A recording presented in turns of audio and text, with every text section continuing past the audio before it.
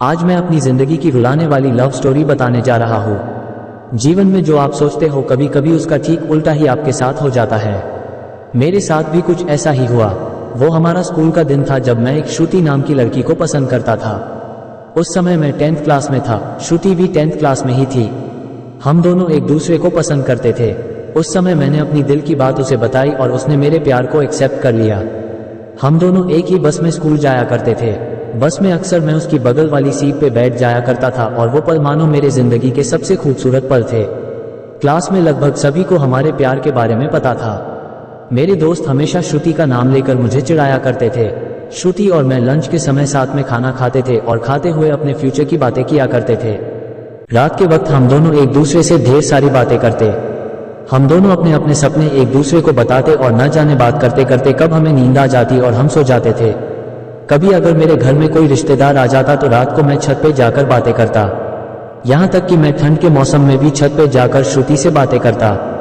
Most romantic love story. हम दोनों ने साथ में न जाने क्या क्या सपने देखे थे, शादी, बच्चे और यहाँ तक कि हमने बच्चों के नाम भी सोच रखे थे।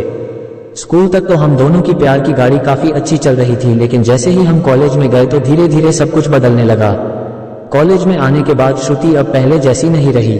वो मुझे अब इग्नोर करने लगी। अब न वो पहले जैसी बातें करती और न वो मेरी तरफ देखती। मैं सोचने लगा ये श्रुति को क्या होता जा रहा है, वो मेरे साथ ऐसा क्यों कर रही है। एक दिन श्रुति के एक फ्रेंड से मैंने पूछा, देखो न श्रुति अब मुझसे पहले जैसी बातें नहीं करती, वो अब मुझे इग्नोर करने लगी है। उसकी फ्रेंड ने मुझे बताया कि श्रुति को मैंने कॉलेज में अभय नाम के लड़के से अक्सर बातें करते हुए देखती हूँ, शायद मुझे लगता है श्रुति उसे पसंद करती है। उसकी फ्रेंड की बातों को सुनकर मेरी दिल की धड़कनें बढ़ने लगी। मेरा दिमाग कह रहा था कि श्रुति ऐसा कैसे कर सकती है, लेकिन दिल कह रहा था कि नहीं, श्रुति ऐसा नहीं कर सकती। मेरी आंखें नम होने लगी। मैंने अपने आंसुओं को रोका, लेकिन तब भी मैं अंदर से रोने लगा। घर जाकर मैंने श्रुति का फेसबुक अकाउंट और इंस्टाग्राम अकाउंट चेक किया। मैंने देखा कि श्रुति ने अभय को फॉलो किया हुआ है और उसके फोटो पे लाइक और दिल वाले इमोजी का कमेंट भी था। मैंने तुरंत श्रुति को कॉल किया, लेकिन उसने मेरे कॉल का जवाब नहीं दिया। अगले दिन जब मैं कॉलेज गया तो श्रुति से मैंने पूछा, क्या तुम अभय को पसंद करती हो? श्रुति, ये तुम क्या बोल रहे हो? मैं जो पूछ रहा हूँ उसका जवाब दो। क्या तुम अभय को पसंद करती हो, हाँ या ना? श्रुति, अभय और मैं बस एक अच्छे दोस्त है। उसने मेरे सवालों का जवाब नहीं दिया। मुझे समझ नहीं आ रहा था कि मैं क्या करूं। मैं अब काफी चिड़चिड़ा हो गया था और छोटी छोटी बातों पे नाराज हो जाया करता था। श्रुति अब पहले जैसी नहीं रही, वो अब बिल्कुल बदल चुकी थी। एक दिन मैंने श्रुति को अभय का हाथ पकड़कर कॉलेज ग्राउंड में बात करते हुए देखा। मैंने अपने फोन से उन दोनों का फोटो क्लिक कर लिया। कॉलेज खत्म होने के बाद मैं श्रुति के पास गया और उससे कहा, श्रुति 2 मिनट मुझे तुमसे कुछ बातें करनी है। श्रुति, हाँ बोलो, क्या बात करनी है? राजीव, तुम अभय को लाइक करती हो ना? श्रुति, मैंने तुम्हें कल ही बोला था कि अभय और मैं बस एक अच्छे दोस्त है। राजीव, सिर्फ अच्छे दोस्त हो ना? तो ये फोटो देखो, एक दूसरे का हाथ पकड़कर क्या बातें हो रही थी।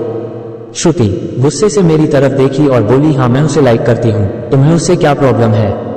राजीव, श्रुति हम दोनों स्कूल से एक दूसरे से प्यार करते हैं, तो फिर ये बीच में अभय कहाँ से आ गया? श्रुति, स्कूल लाइफ वो हमारा बचपना था, बस वो प्यार नहीं था और हम सिर्फ एक अच्छे दोस्त है। मैं अब जा रही हूँ, बाय, हम बस अच्छे दोस्त है। ये बोलकर वो बड़ी आसानी से चली गई।